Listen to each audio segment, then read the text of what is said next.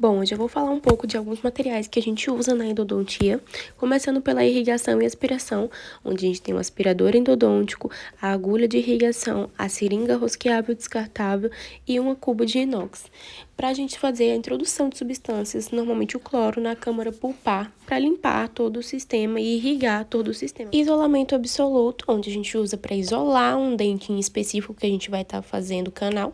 A gente usa o arco de Ostby, que é importante que ele seja plástico para não atrapalhar nas radiografias, o lençol de borracha, onde a gente vai posicionar o dente, o grampo, onde a gente firma o dente, a pinça Palmer para colocar o grampo e o perfurador para perfurar o lençol. E agora a gente vai falar da cirurgia de acesso, aonde a gente faz o acesso ao canal, e alguns dos materiais são uma bandeja para apoiar os materiais, pinça clínica, sonda exploradora número 5 e a sonda reta. As sondas, elas possuem uma ponta, principalmente a sonda exploradora, ela possui uma ponta em gancho, servindo para explorar a anatomia dental e fazer a análise de falhas, como cáries e fragmentos. A gente utiliza também a carpule para aplicar anestesia, micromotor, contraângulo, peça reta e as brocas diamantadas, esféricas. Todos esses materiais a gente usa para poder estar fazendo acesso ao canal. De brocas, nós temos a Endosei, que ela é utilizada para alisar as paredes da câmara pulpar.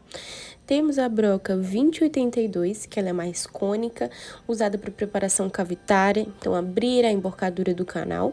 E a L-Axis, onde a gente usa para remover a interferência na câmara pulpar e do terço cervical do canal radicular. Todas essas brocas, elas são utilizadas ali para fazer um preparo do canal. Já aqui nós temos a broca largo e a broca Gates. Na broca largo, a gente usa para dar um melhor afunilamento ao canal, a entrada do canal.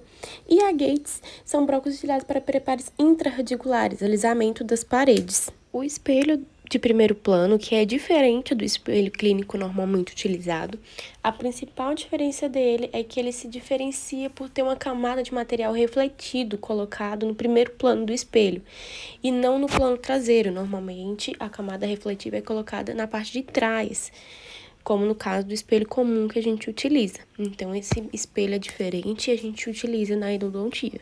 Para a odontometria e instrumentação, a gente vai ter o tamborel, onde a gente usa para ser suporte das limas, a gente coloca o cloro embaixo e faz a lavagem mecânica. E também temos a régua endodôntica, usada para a gente calibrar o tamanho das limas e fazer a odontometria de maneira correta. Importante também ter uma régua transparente para medir o tamanho do dente nas radiografias. Agora eu vou falar das limas, a parte mais importante da nossa instrumentação.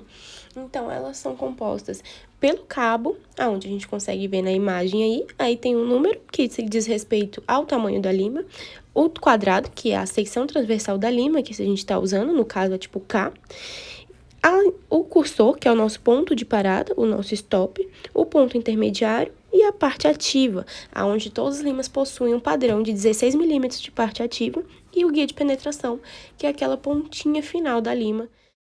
Vou falar agora um pouquinho das técnicas radiográficas. Nós temos o paralelismo, onde a gente usa os posicionadores, uma técnica com menor distorção, e o filme vem paralelo ao plano do dente. Já na técnica da bissetriz, o feixe de raio-x é emitido perpendicular ao dente na direção apical. Então, o feixe principal atinge a bissetriz formada entre o filme e o dente. Já a técnica de Clark, ela é indicada para ver coisas sobrepostas, grampo, osso, raízes sobrepostas. E aí nós temos 3 tipos: a ortorradial, que o feixe é inserido no meio, no plano central do dente, a mesio-radial, que é mais voltada para a parte mesial, e a disto-radial, que é mais voltada para a região distal. Então, se eu quero enxergar uma raiz mesial, eu distalizo o meu posicionador. E já na técnica de Lemaster, a gente fixa o filme paralelo ao longo eixo do dente, firma com o algodão e leva o feixe perpendicular.